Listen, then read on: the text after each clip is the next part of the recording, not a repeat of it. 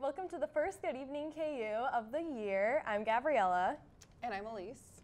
We're super excited to start this show off this year. It's gonna be really fun. I'm really excited. You've done this before, haven't you? I have, yeah. I did it last semester, and it's really fun. It's a really great experience. You get to do on-camera stuff. You get to practice just talking, doing the news, all that kind of thing. But then you also get to learn all the behind-the-scenes stuff, like you get to run the cameras and the teleprompters, and it's just really fun way to, if you want to get involved in news and that kind of thing through the journalism school.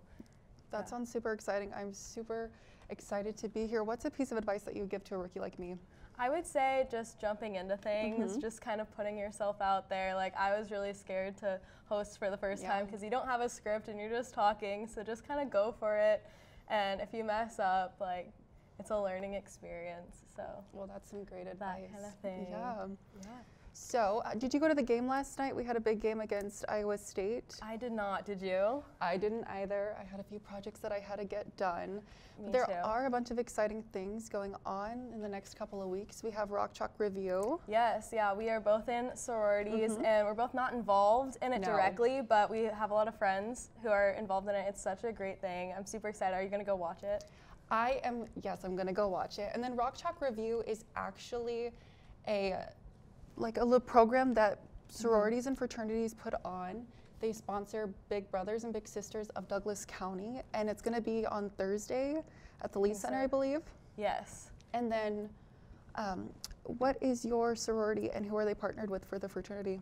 I'm in Gamma Phi Beta, and we actually aren't in it this year. Our partners had to drop out, but we did it all the other years, and I know it was super fun. I had a bunch of friends in it, and it's really cool because they get to create their own like musical. They get to do the costumes, they get to write the music, they get to do everything themselves, and then perform it for everyone to go watch. Yeah. What about you?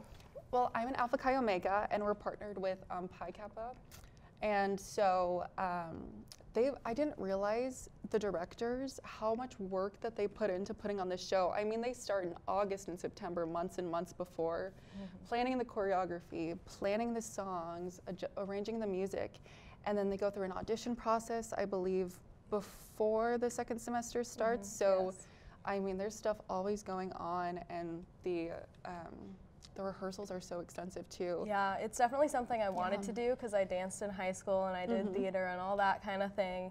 But the practices, it is a huge time commitment. They put in so much time and work, and so it would be really great for everyone to come support and watch. Absolutely, and especially because they do support Big Brothers and Big Sisters of Douglas County. So for everyone to come and show their support to not only Greek life and the organizations, but for Big Brothers and Big Sisters as well. Yeah, that's great.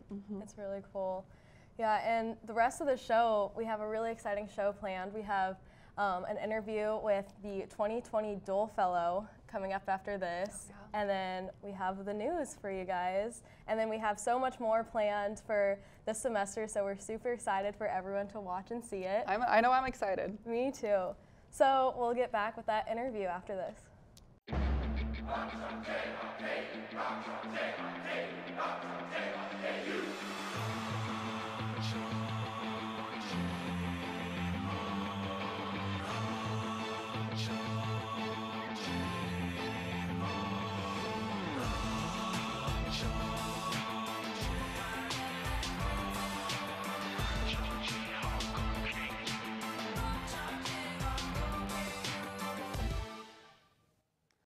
Welcome back. I'm here with our first Dole Fellow of 2020, Ron Marks. Ron, thanks for being here. I'm delighted, thank you.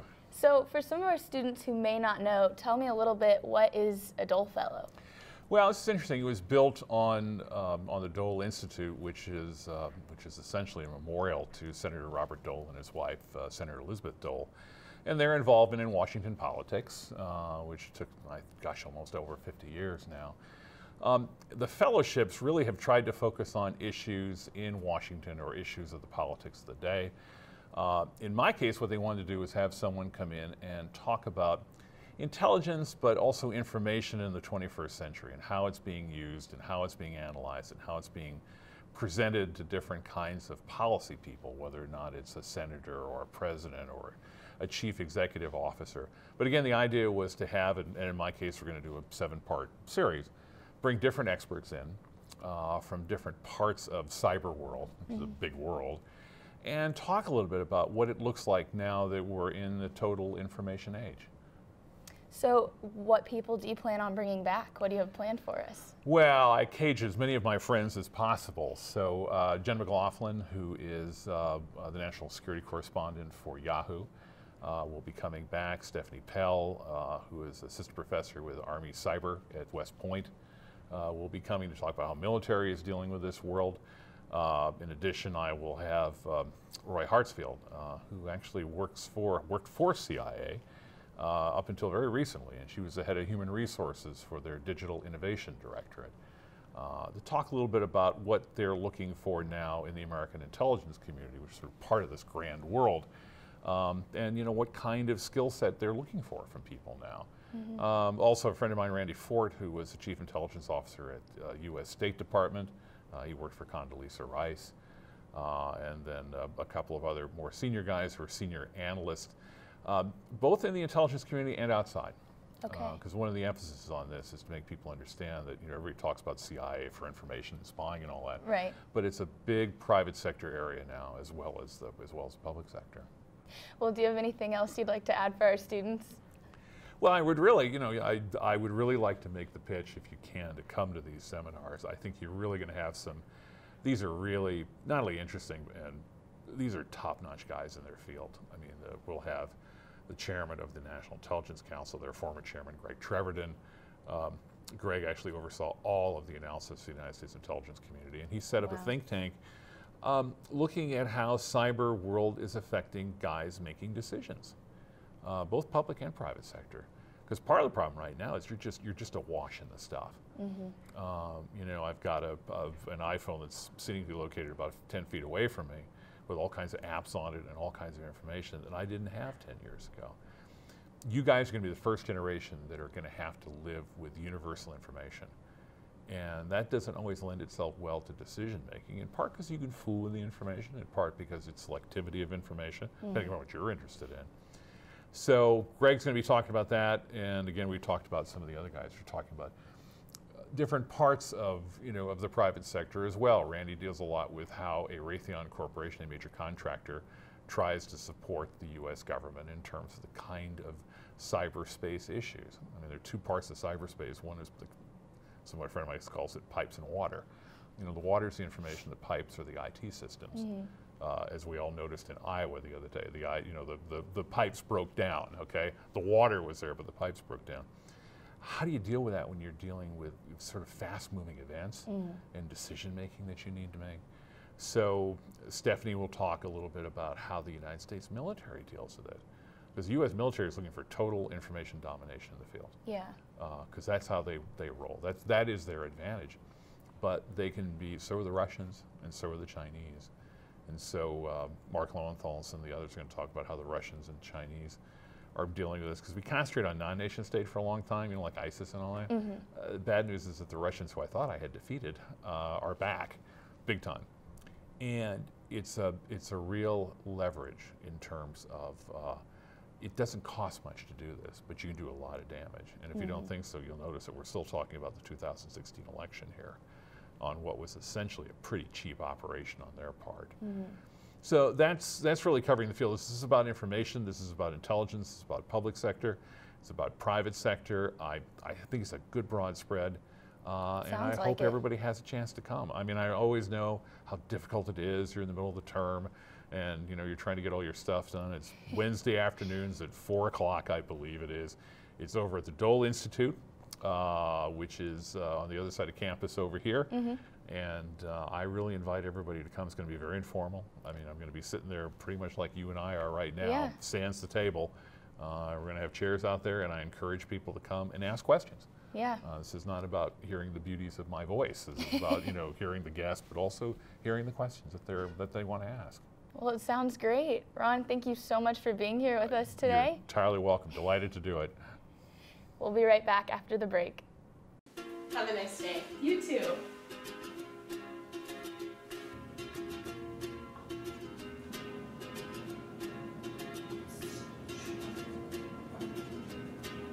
Have a great day. Thanks, you too.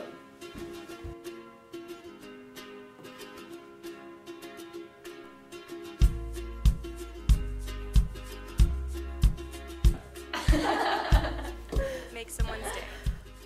Pay it forward. Good evening, I'm Julia. And I'm Grace. This is your Tuesday Good Evening KU News Update.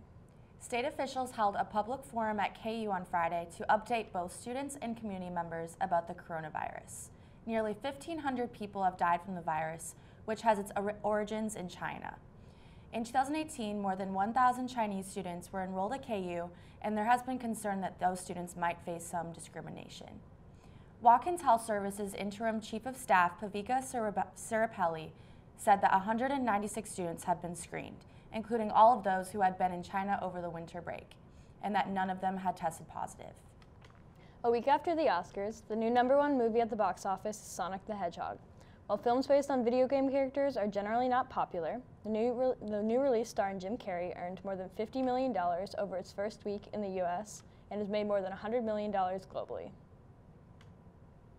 A KU official announced on Friday that the Oliver Residence Hall will be closed permanently. The Residence Hall was closed for renovations after the 2018 and 2019 school year. The building was opened in 1966 and last underwent renovations from 2010 to 2012. In sports, the Jayhawks rolled to a 91-71 victory over Iowa State last night in Allen Fieldhouse. Sophomore Devon Dotson scored 29 points, including 6 3-pointers. After the game, Bill Self said the offense played great. Yeah, it was good to see him get the ball to go down, and he had an efficient game. I thought Mark had an efficient game. I thought Ochai was solid, and of course Christian was a great lift off the bench. So that we did some good things, but none was better than Devon tonight. At halftime, KU retired the jersey of former Big 12 Player of the Year Marcus Morris. Morris and his twin brother Markeith played for the Jayhawks from 2009 to 2011. In his speech, Morris thanked Coach Self despite their differences.